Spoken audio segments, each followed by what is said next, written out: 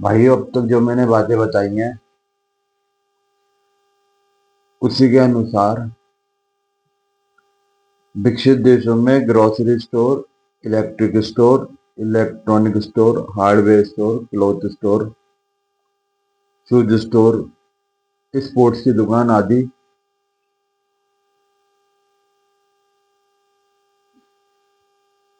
उसी नियम से चालू की जाती है। वहां पर सबसे ज्यादा रूल्स और रेगुलेशन मैन्युफैक्चरिंग यूनिट के लिए होते हैं, रिटेल और होलसेल के लिए कम रूल होते हैं।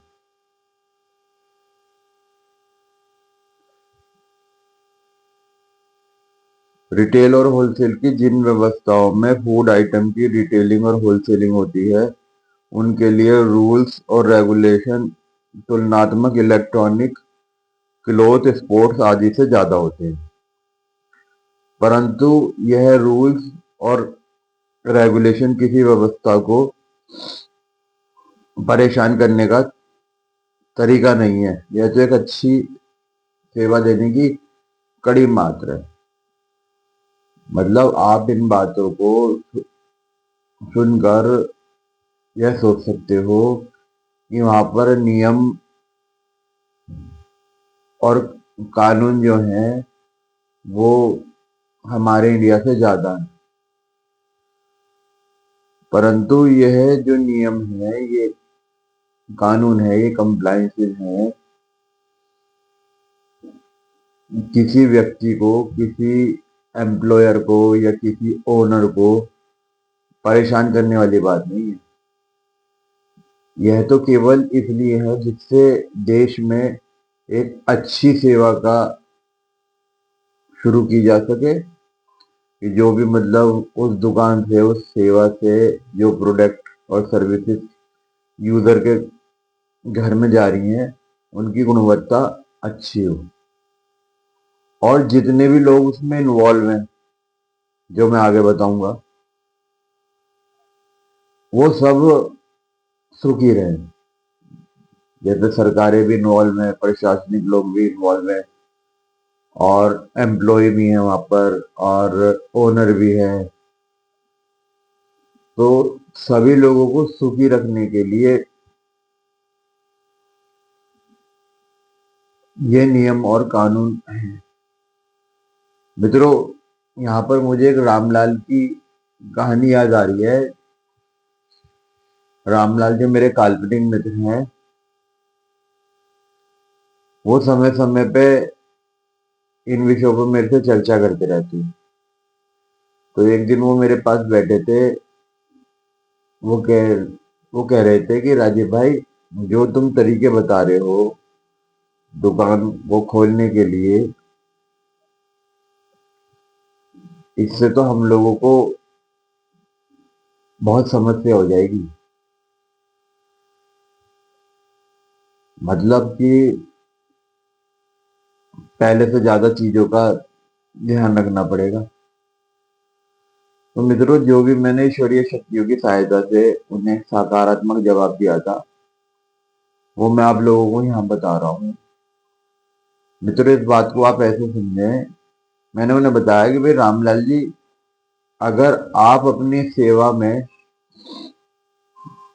कंप्लायंसेस को फॉलो करने के लिए और जो भी नियम और व्यवस्थाएं हैं उन्हें फॉलो करने के लिए थोड़ी सी परेशानी उठा रहे हो, तो आपके घर में, आपके व्यावसायिक प्रतिष्ठान में जो सेवाएं आ रही हैं, जो उत्पाद आ रहे हैं, उसकी व्यवस्था को चलाने में वो लोग भी तो इस नियम और कानून को फॉलो करेंगे।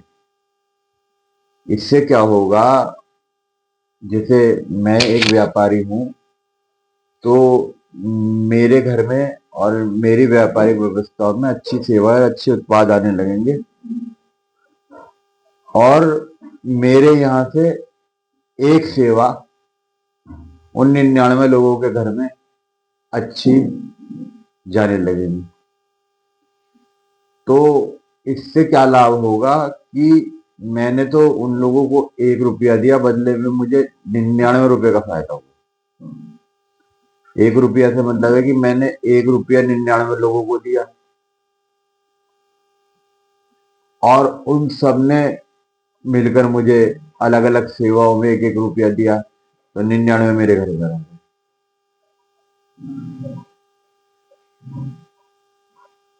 तो कोशिश करता हूँ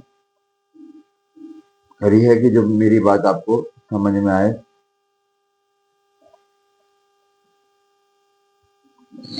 आगे चलते हैं भाइयों।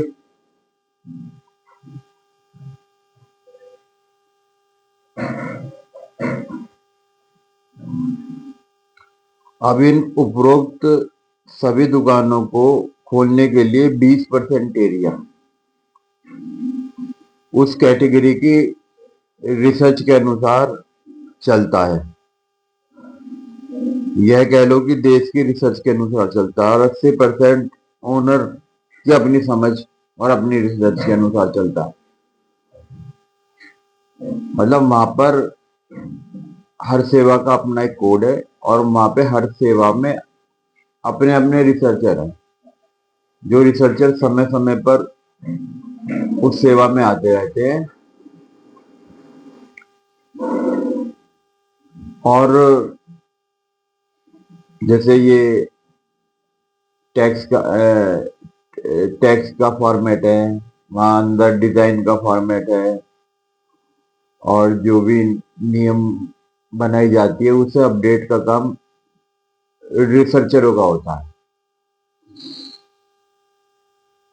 तो इसलिए जो भी नियम रिसर्चरों द्वारा बताए जाते हैं वो एक व्यापारी को सभी सेवाओं में फॉलो करने पड़ते हैं। तो मित्रों, वो कौन कौन से एरिया हैं जो 20% हिस्से में आते हैं? 20% एक मैंने रफ नंबर है, ऐसा नहीं है कि 100% मैं श्योर हूं कि वो जो सारी जो नियम है वो 20% हिस्से में आएंगी। ये तो एक तरीका है आप लोगों को अपनी बात समझाने के। अगर बहुत ज्यादा बारीक आप होगे या डाटा के बेस पे बात करना चाहोगे, तो उसके लिए तो फिर मुझे एक टीम चाहिए जो पहले डाटा इकट्ठा करे। पर दिशा ज्ञान में क्या है कि आप बातों की खुशबू को समझें। जब हम डाटा पे बात करेंगे तो फिर हमें दूसरी तरीके से काम करना पड़ेगा।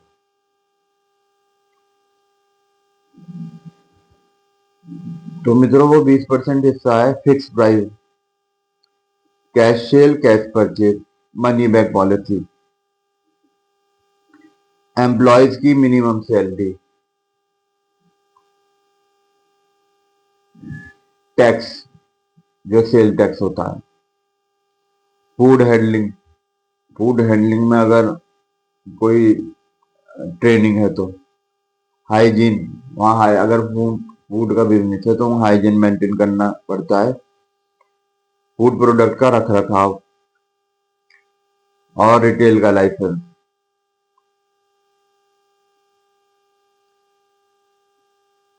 रिटेल के लाइसेंस से ये देखा जाता है कि आप रिटेल कर रहे हैं नहीं। होलसेल के लाइसेंस से ये देखा जाता है कि आप अपने सेगमेंट में काम कर रहे हैं, दूसरे का काम खराब तो नहीं कर रहे।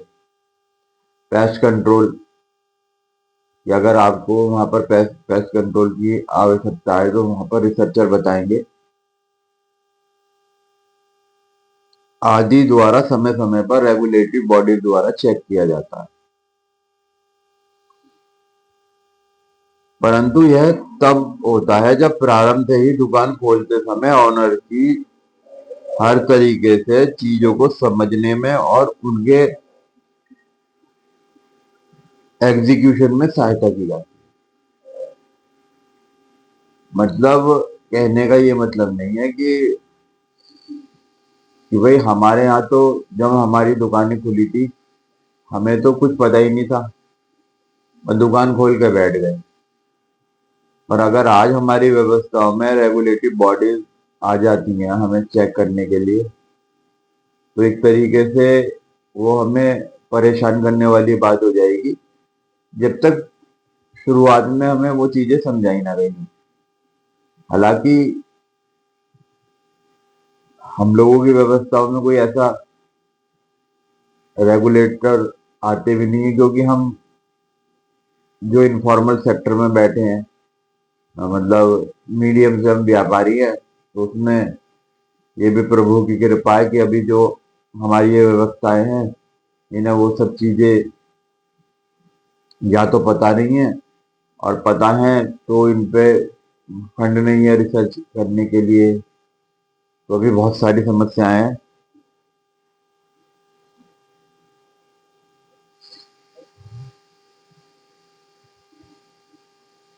मित्रों, अब तक जो मैंने बातें बताई हैं, उसमें आपको यह बातें बताने की कोशिश की है कि इन बातों को समझकर आपको यह पता चलेगा कि विकसित देशों में एक दुकान को खोलते हुए कैसे वहां की रिसर्च ने सभी का ध्यान रखा है।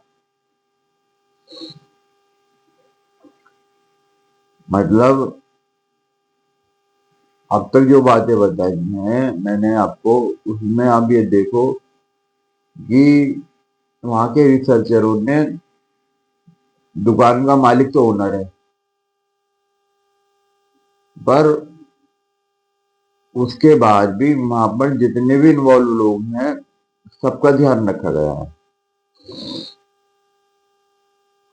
क्योंकि वहां पे रोजगार जो होते हैं उसमें देखा ही जाता है कि जैसे एक दुकान है, दुकान में एक मालिक है, मालिक को तो सेल्फ एम्प्लॉयमेंट मानेंगे, पर 4 एम्प्लॉय हैं तो उन एम्प्लॉय को भी वो ये देखते हैं कि भाई इससे 5 लोगों के घर चल रहे हैं। तो इस हिसाब से वो इन व्यवस्थाओं का ध्यान रखते हैं, और उनकी सोच ये है कि ये एक देश की एसेट्स है। मतलब एक जो दुकान है, एक मकान है, वो देश की संपदा है, और वो दुकान जो सारे नियम फॉलो कर रही है, अच्छी सेवा भी दे रही है, और टैक्स गवर्नमेंट को दे रही है, गवर्नमेंट को टैक्स दे रही है, तो भाई उससे क्या फायदा हो रहा है? जो हमारे प्रशासनिक लोग हैं, जो उसमें बैठे हुए भाई हैं, उन्हें सैलरी मिल रही है और उन्हें संसाधन मिल रहे हैं। तो मैं आपको बताऊंगा, जैसे फिक्स प्राइस के नियम से व्यापारियों को पूर्ण लाभ देने की कोशिश की। वहां पे फिक्स प्राइस का कॉन्सेप्ट है, और उस कॉन्सेप्ट से क्या फायदा होता है कि जब तक व्यापारी अच्छा लाभ नहीं कमाएगा, तो वो ये कंप्लायंसेस जो है, जो ये नियम है, ये फॉलो कैसे करेगा? अब आपके यहाँ पर क्या है, बार्गेनिंग का सिस्टम है। अब उससे जो व्यापारी है वो टैक्स भी नहीं दे पा रहा, और एम्प्लॉय को अच्छी सैलरी नहीं दे पा रहा, और ना ही अच्छी सेवाएं दे पा रहा। क्योंकि अभी के लिए अगर आपकी रिसर्च टीम किसी व्यापारी भाई के पास आती है कंप्लायंस को फॉलो करने के बाद, उस पर उतना फंड ही नहीं है वो उन चीजों में इन्वेस्ट कर सके। तो वहां पे फिक्स प्राइस पे, जैसे सरकारें जो टैक्स लेती हैं, वो भी फिक्स प्राइस पे लेती हैं। उन्हें बार्गेन तो होते ही नहीं टैक्स में। चाहे टैक्स कम जगहों से मिल रहा है, पर फिक्स प्राइस पे मिल रहा है। तो व्यापारी को अगर फिक्स प्राइस पे, मतलब प्रॉफिट मिलेगा, तो उसमें जान पड़ेगी, और जान पड़ने से वो अच्छे से सेवा दे पाएगा, एम्प्लॉय को अच्छी सैलरी दे पाएगा। और यहीं पर एक और नियम है, जो मैं आपको यहीं बता देता हूँ, हालांकि इसमें लिखा हुआ नहीं है, ये सब मेरे द्वारा ही लिखा गया है, पर पहले लिखा गया था तो अब मैंने फोन में डाल रखा है, उसे ही मैं पढ़ पढ़ के एक्सप्लेन कर रहा हूँ। ऐसा नहीं है कि कोई कोई किताब वगैरह है। और ये वही पोस्ट है जो मैंने फेसबुक पे डाल रखी थी। तो इन पोस्ट के माध्यम से क्या होता है कि एक थोड़ा सा फ्लो बन जाता है, और उस फ्लो से मैं आपसे बात कर पाता हूँ। तो अभी एक नई चीज मुझे पता लगी कि, तो उसे मैं ढूंढ रहा था अमेरिका में, तो मुझे वो वहां नहीं मिली। वो मुझे मिली जी दुबई में। दुबई में क्या होता है कि जैसे आप ये समझिए वहां पे सैचुरेशन का ध्यान रखा जाता है। अब ये सैचुरेशन क्या होता है? सैचुरेशन ये होता है कि एक वार्ड है, एक वार्ड में माना 1500 लोगों की पॉपुलेशन है, और वहां पे रिसर्चरों ने ये बताया कि यहाँ पे कपड़े की दुकान की दो की आवश्यकता है, या तीन कपड़े की दुकान की आवश्यकता है। तो दुबई में क्या होता है, वो बहुत ज्यादा चार या पांच या छह को परमिशन देते हैं दुकान खोलने की। उससे होता क्या है, उनकी ये सोच ये है कि आपस में एक तो स्वस्थ कंपटीशन होना चाहिए, और जो वो दुकानें हैं जो जॉब भी जनरेट कर रही हैं, अच्छी सेवाएं भी दे रही हैं, उनका चलना देश के लिए बहुत जरूरी है। अगर वो कोलैप्स कर गई तो व्यवस्थाएं खराब हो जाएगी। तो ये सब जो है, ये किसी भी देश की सरकारों का काम होता है इन बातों का ध्यान रखना। मतलब कहने का ये है कि आपकी सरकारें अगर ये कह रही हैं कि वो व्यापारी टैक्स नहीं दे रहा, अच्छी सैलरी नहीं दे रहा, भाई यहाँ पे समझाने का ये मतलब है उसके व्यापार का ध्यान तो रखो। तो ये चीज अमेरिका में नहीं है, पर ये चीज दुबई में है। और आपके यहाँ पे क्या है, आपके यहाँ पे ये है कि मैंने देखा है कि एक ही तरीके के व्यापारी एक छोटे से एरिया में इतने सारे बैठे हैं और काम किसी का नहीं चल रहा भाई। मतलब आप उदाहरण से कोई भी एक काम ले लो, जैसे एक चाय की दुकान है, तो मैं आपको ये मैं सब देखता रहता हूँ, मैं रिसर्च करता रहता हूँ। तो एक छोटी सी जगह में 12-13 लोग बैठे हैं और ढंग से काम किसी का नहीं चल रहा। वो थोड़ा बहुत इसलिए चल जाता है कि आप संख्या में ज्यादा हो, तो ऐसा लगता है कि वो बहुत मजे ले रहे हैं। और अभी आप उनसे टैक्स की कंप्लाइंस की बात करोगे, वो भाग जाएंगे भाई साहब, वो कुछ नहीं करने के। कारण क्या है, वो उनकी व्यवस्था इतनी मजबूत नहीं है। तो दो तरीके से वहां पे व्यापार का ध्यान रखा जाता है, एक तो प्राइस का और एक सेचुरेशन थे। ये सेचुरेशन वाला पॉइंट आपको दुबई में मिलेगा। तो इस तरीके से आप देखो कि कैसे वो व्यापारी का ध्यान रख रहे हैं। अब आगे आता है।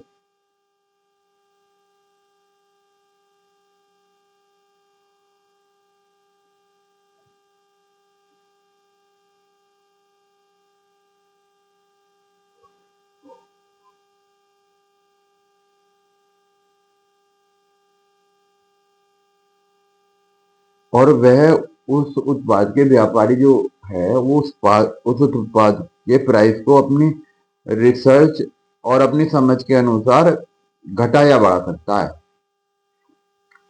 मतलब वहां पे ये है कि प्राइस टैग लगाना होगा।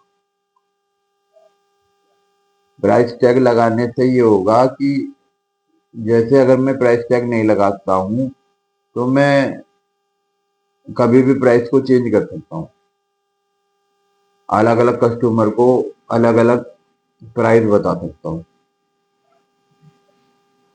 तो वहां पे वो सिस्टम नहीं है। वहां आपके प्रोडक्ट का कुछ भी प्राइस हो, आपका प्राइस टैग लगाना होगा, और आप उसे अपनी समझ से कभी भी चेंज कर सकते हो।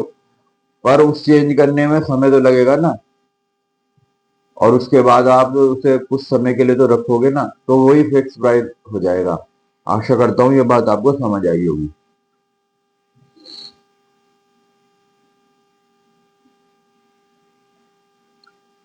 अब इस व्यापारी की जब अच्छी आमदनी होगी, तो वह दूसरी व्यवस्थाओं के लिए एक मजबूत यूजर बनेगा। भाई इसी दुकान से हम अगर व्यापारी को अच्छा लाभ दे रहे हैं, एम्प्लॉय को अच्छी सैलरी दे रहे हैं, तो उन्हें देश का मजबूत यूजर तो बना रहे हैं। मजबूत यूजर से मतलब ये है जो जाए, अच्छा कंज्यूम करे, फिक्स प्राइस पे माल खरीद और घर चला जाए। अब यहाँ पे लोगों पे यार, मतलब आईफोन जो है वो यहाँ पे 70% लोन पे बिक रहे हैं, क्योंकि लोगों पे महत्वाकांक्षा तो है, हर चीज को वो भोगना तो चाहते हैं, पर उन पे पैसा है नहीं, तो वो लोन पे उठा लेते हैं, और उससे क्या होता है, उनकी व्यवस्था और ज्यादा डल हो जाती है।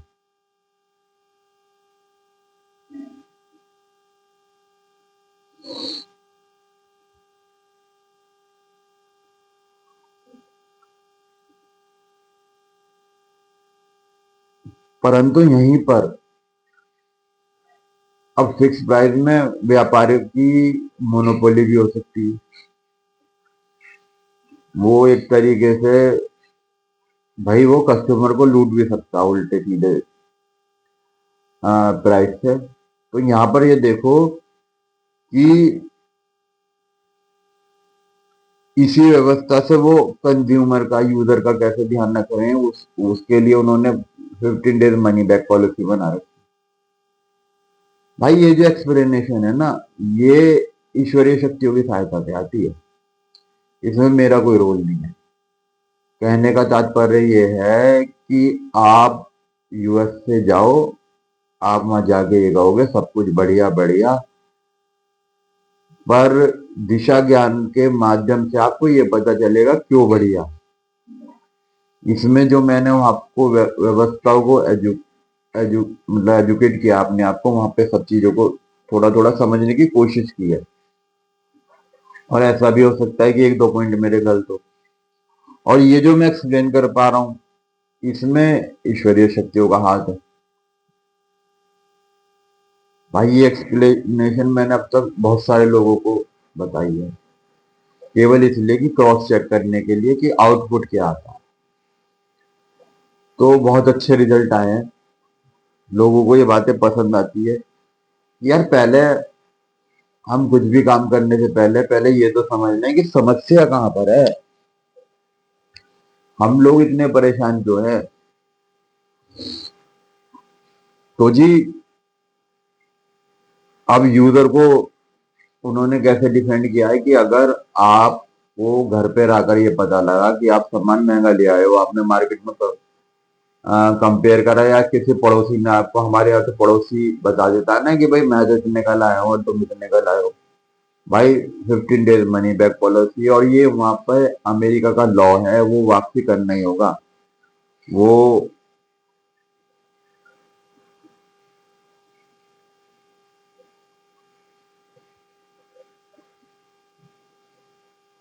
अब यहाँ पे देखो, यूजर का भी ध्यान रखा गया है, एम्प्लॉयर का भी ध्यान रखा। दूस तीसरी बात है प्राइवेट एम्प्लॉय की मिनिमम बेसिक सैलरी।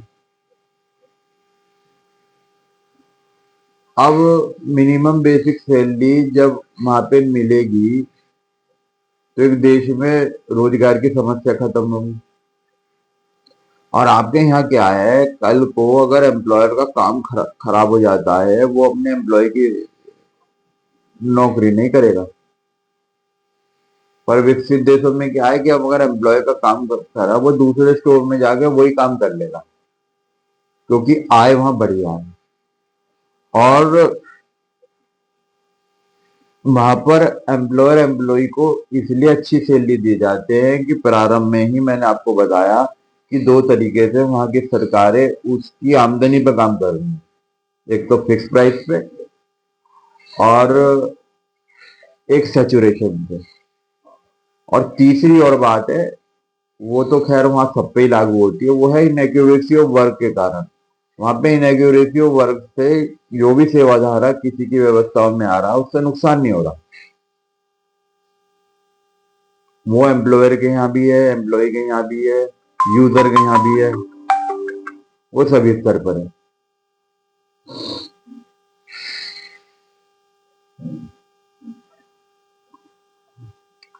अब ये चौथा है, टैक्स संबंधित सभी नियम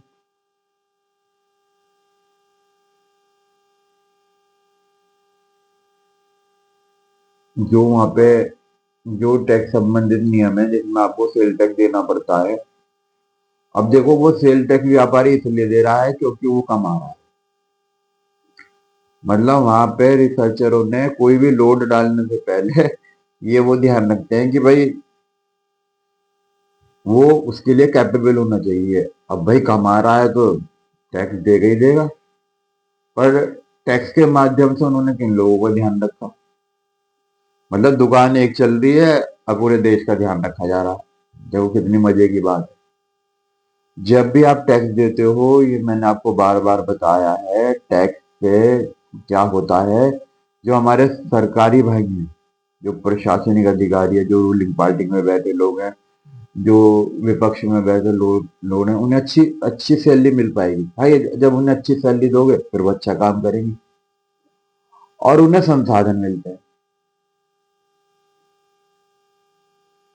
अभी आपकी सरकारों के पास सैलरी अच्छी है, संसाधन नहीं है, काम नहीं होने का। संसाधन बढ़िया है, सैलरी नहीं है, तब भी काम नहीं होने का। अच्छा, एक बात यहाँ बताने पर थी कि अगर आप यहाँ पे इन व्यवस्थाओं में टैक्स नहीं दे पा रहे, अपने एम्प्लॉय को अच्छी सैलरी नहीं दे पा रहे, तो ईश्वरीय वचनों के अनुसार इसमें आप लोगों की कोई गलती नहीं है। मतलब मेरा कहने का, इन सब बातों का बताने का कोई भी उद्देश्य ये नहीं है कि आप लोगों को परेशान करना, हताश करना, निराश करना, आप लोगों का दिल दुखाना। और इन बातों को सब सुने, आपको समस्या का पता चलेगा, आपके लड़ाई झगड़े खत्म होंगे। ये जैसे सरकारी सरकारी लोग ये सोचते हैं कि भाई यार ये जनता टैक्स नहीं दे रही, और मेरी बात सुनकर आपको भी ऐसा लगेगा यार हम टैक्स नहीं दे रहे।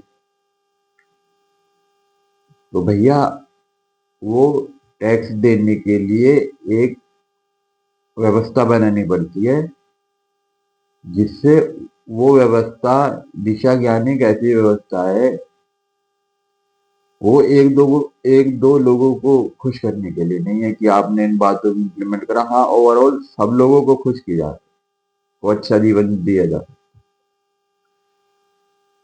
वो मैं आप लोगों को धीमे धीमे बताने की कोशिश कर रहा हूँ।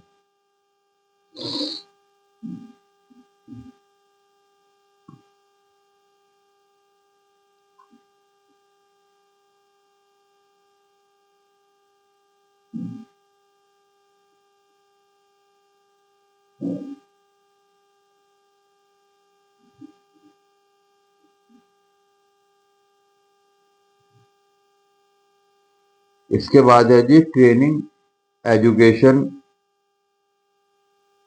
फॉर्मेट डिजाइनिंग, रेगुलेशन आदि से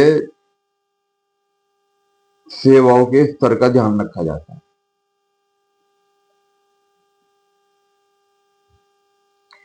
जिससे ग्राहक के जीवन में सकारात्मक बदलाव आते हैं। अब आप व्यापारी हो, आपकी ट्रेनिंग होगी, भाई ट्रेनिंग होगी, परेशानी होगी, एजुकेशन होगी, आप लोगों को परेशानी होगी, फॉर्मेट डिजाइनिंग होगी, आप लोगों को परेशानी होगी, रेगुलेटरी बॉडी के लोग आएंगे। रेगुलेटरी बॉडीज के लोग वो नहीं जो आप लोगों के यहाँ आते हैं। रेगुलेशन का मतलब ईश्वरीय शक्तियां कहती हैं कि ये भी एक सेवा है। मतलब हम रेगुलेट करने आए हैं आपको, तो हम आपको परेशान करने नहीं आए हैं। ये संबंधित लोगों के दिमाग में विचार होने चाहिए कि भाई कोई भी व्यापारी है, पहले ट्रेनिंग एजुकेशन के बाद भी उससे गलती हो सकती है। तो उसमें ये नहीं है कि हम आपको एकदम से कह दें कि भाई वहां तो सर्विसेज को सस्पेंड कर देते हैं, हालांकि यहाँ तो ऐसा कुछ नहीं होता। और उसके बाद वो उस सर्विस को बंद कर देते हैं।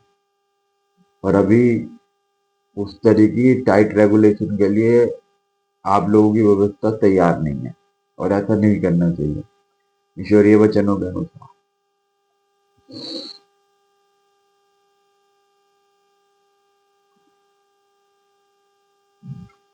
अब यहाँ पर देखो, कंज्यूमर का ध्यान रखा गया है। इससे क्या होता है कि इससे एक देश में एक अच्छी सेवा का। इससे इनएक्यूरेसी और वर्ग की समस्या खत्म होगी और ग्राहक के जीवन में सकारात्मक बदलाव आएंगे। उसका सेंटिमेंट पॉजिटिव होगा, वो अपनी सेवाओं में काम कर पाएगा। अब यहाँ पे क्या है, अब हर व्यक्ति जो उसके घर में सेवाएं आ रही है उनकी तरफ ध्यान दिए बैठा है, उसका अपनी सेवा में दिमाग ही नहीं है। इस तरीके से देखिए, एक व्यवस्था को खोलने में व्यापारी, प्राइवेट एम्प्लॉय, सरकारी एम्प्लॉय, शासकीय एम्प्लॉय, यूजर, सबका ध्यान रखा जाता है। तो मित्रों, ये तो वीडियो यहाँ पे खत्म हो गई है, पर उसके बाद भी अभी एक दो पॉइंट और रह रहे हैं जो मैं आपको क्लियर कर देता हूँ। अच्छा, इस पोस्ट में ज्यादातर वो बातें बताई गई हैं जो ईश्वरीय शक्तियों से प्राप्त हुई हैं, परंतु मैं आपको वो भी बता सकता हूँ कि अमेरिका में बिजनेस कैसे स्टार्ट होता है, कि जो कंप्लायंसेस हैं वो क्या क्या हैं। और मुझे लगता है कि ऐसा करने से अभी तो कुछ लाभ नहीं होने रहा है, क्योंकि अभी तो पहले आप मेरी बात सर्व समाज को सुननी चाहिए, उसके बाद आप अपना माइंडसेट बनाओ, तब उन बातों को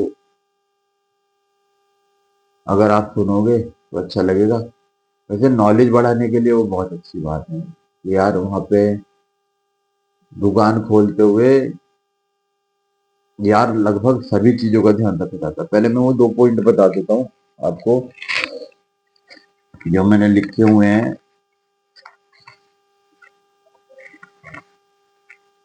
3 पॉइंट है। एक सैचुरेशन वाला तो मैंने आप लोगों को बता दिया।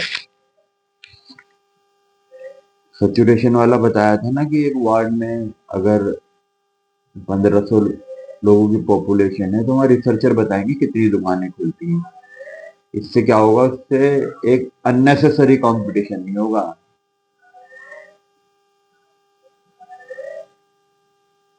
अच्छा, अब एक नियम है वहाँ जोनिंग लॉ का, मतलब वहाँ पे जोन बटे हुए हैं। वो अब हमारे यहाँ जो सिस्टम हो गया है कि जैसे रेजिडेंशियल अगर जोन है तो उसमें रेजिडेंशियल मकान बनेंगे, कॉमर्शियल में कॉमर्शियल मकान बनेंगे। तो वहाँ ऐसा नहीं हो सकता कि अगर आप कॉमर्शियल में रह रहे हो तो वहाँ आप रेजिडेंशियल एक्टिविटी करोगे। और कुछ जोन ऐसे होते हैं कि मिक्स वाले, जहाँ दोनों तरह की दो रेजिडेंशियल भी हो सकता है वहाँ पे और दुकानें भी खुल सकती हैं। ये जो इसके लिए आपको वहाँ परमिशन लेनी पड़ती है, क्योंकि इसके पीछे की जो सोच है उन लोगों की ये है कि देखो, कॉमर्शियल एक्टिविटी के लिए ना एक अलग ही व्यवस्था चाहिए होती है, और वो व्यवस्था ऐसी होनी चाहिए जिससे वहां पे रहने वाले लोगों को जो जो अपना रेजिडेंस बना के रह रहे हैं उन्हें परेशानी हो, शोर शराबा हो। भाई सेवाधारक है, सर्विस प्रोवाइडर है, रात को थके हुए आए हैं, शोर शराबा होने से उन्हें परेशानी हो रही है, जिससे उन्हें दिक्कत होगी और उनकी सेवाओं में भी समस्या आएगी। अब ये हमारी इन व्यवस्थाओं में भी इस पर धीमे धीमे काम हो रहा है। और उसके बाद हो रहा है जी रिसर्चर। अच्छा, ये जो बात है ये ईश्वरीय शक्तियों से मुझे पता चली थी, पर मुझे क्रॉस चेक करने में साहब इसमें बहुत समय लग गया, पर ये अब काम हो गया है। मित्रों, मुझे यहाँ पे पता चला था कि जैसे वहाँ पे हर एक सेवा है, हर सेवा में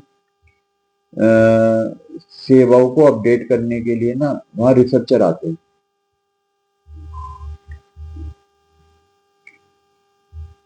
अब मतलब वहाँ रेगुलेटर भी आएंगे और रिसर्चर भी आएंगे। रेगुलेटर का काम ये होता है कि उन सेवाओं को चेक करना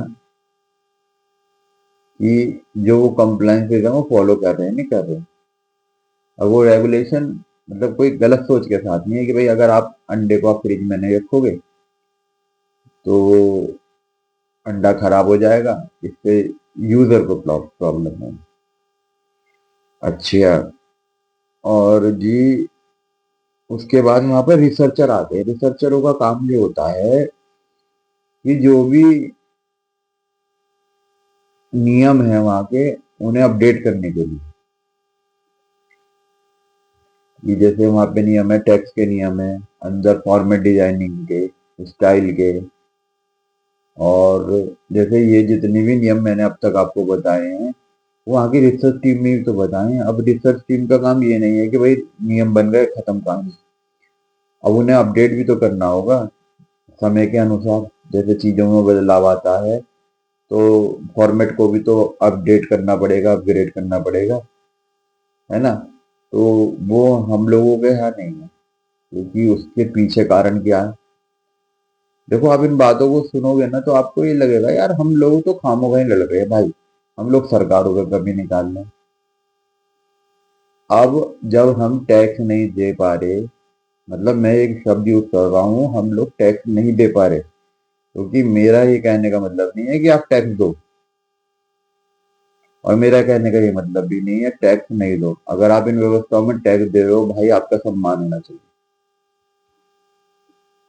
है ना। अगर आप नहीं दे रहे हो तो अपने दिमाग पे जोर ना डालने, क्योंकि अभी आपकी एक पहले सपोर्ट मिले आपको, आपके काम धंधे पर ध्यान दिया जाए, आपकी आमदनी पे ध्यान दिया जाए, फिर उसके बाद अगर हम आपके टैक्स पे विचार करें, फिर तो आप खुद ही टैक्स दोगे यार, इतनी तो मानवता सब में होती है, ठीक है ना।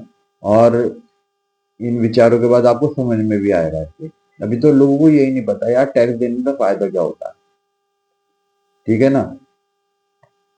अच्छा, तो मैं आपको क्या बता रहा था, तो रिसर्चरों का काम ये होता है कि उन नियमों को अपडेट करने का, वो समय समय पर हर सेवा में आते हैं, और ये बहुत बढ़िया बात,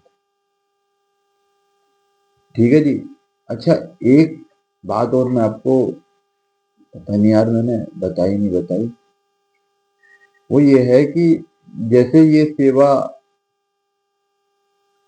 अब यहाँ पे चालू हो गई है, तो इसमें एक मैसेज भी है, मेरे पे अभी आया दिमाग में, वो मैसेज बहुत समय से मैंने संभाल कर रख रखा है। इसमें ईश्वरीय शक्ति कहती है कि जैसे अभी आपने एक दुकान खोली, तो इस ये अब देश की संपदा है, मतलब देश की आशिका है, इसको पोषित और रक्षित करो, यानी कि इसकी सुरक्षा करो और इसे पोषित करो। एक पेड़ लगा दिया भाई, अब इसे,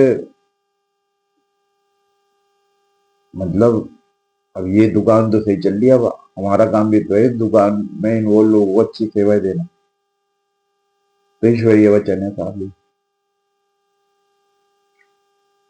अच्छा, आशा कर रहा हूँ कि बात आपको समझ में आई होगी। तो मैं आपको ये बता रहा था, हो सकता है इस वीडियो में भाई मैंने पहले भी बता दिया हूँ, मैं दोबारा बता रहा हूँ, तो यार दोबारा सुन लो, उसे ना काटने का नहीं, क्योंकि काट पीट पे मैं ज्यादा दिमाग नहीं लगाता, मेरा तो मेन मकसद कंटेंट पे होता है कि अच्छे से इन शक्तियों की सहायता से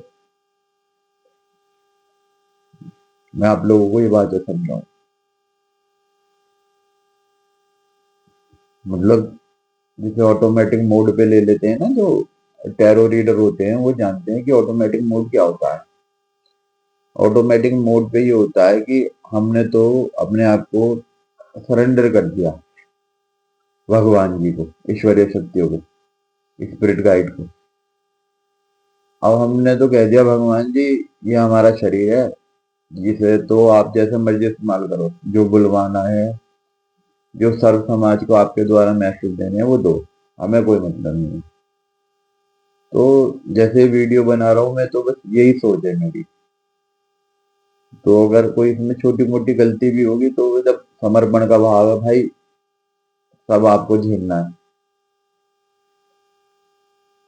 अच्छा तो साहब, जैसे अब ये जो दुकान है, हमने इसमें कोड रजिस्ट्रेशन कर रखा है, वहाँ हर सेवा का अलग कोड होता है, तो वो डाटाबेस में पहुंच जाती है वो गवर्नमेंट के। तो उससे क्या लाभ होता है? उससे तो एक तो वहाँ पे विभाग होता है सेंसस का, उन्हें आसानी होती है डाटा कलेक्ट करने पे, जो सर्वे सर्वे करते हैं। और जो सर्वे की रिपोर्ट होती है अलग अलग कामों में यूज होती है, ठीक है ना। और दूसरा होता है स्टैटिस्टिक्स डिपार्टमेंट, जो जितने भी डाटा आते हैं एम्प्लॉयमेंट के, अनएम्प्लॉयमेंट के। यूएसए में तो फॉर्मल कंट्री है, तो हर चीज में भाइयों डाटा बहुत आता है, तो वो सब अपने अपने कोड में रजिस्टर्ड है, तो डाटा कलेक्ट करना आसान हो जाता है। तो वहाँ पे उन विभागों को फायदा होता है, रिसर्चरों को फायदा होता है, रेगुलेटर को फायदा होता है। बस भैया ये लास्ट के 3 पॉइंट मैंने आपको बताने थे। इसके बाद तो मेरे पास अभी और भी बातें हैं कि हेल्थ और सेफ्टी का जो परमिट मिलता है उसमें क्या क्या नियम फॉलो करने पड़ते हैं। अब ये जो है ये सब मैंने भैया, ये सब मैंने कलेक्ट करा है फूड स्टोरेज एंड टेम्परेचर में। मेरा रेफ्रिजरेशन का टेम्परेचर कितना होना चाहिए, कोई भी मतलब अगर आप फूड आइटम बेच रहे हो तो उस समय आपके जो रेफ्रिजरेटर का टेम्परेचर भी वो बताते हैं। फूड हैंडलिंग की प्रैक्टिस जो है वो हैं, पर ये तो कोई अभी लाभ की चीज नहीं है। तो इसलिए भाइयों आप सबका धन्यवाद, नमस्कार, जय श्री राम।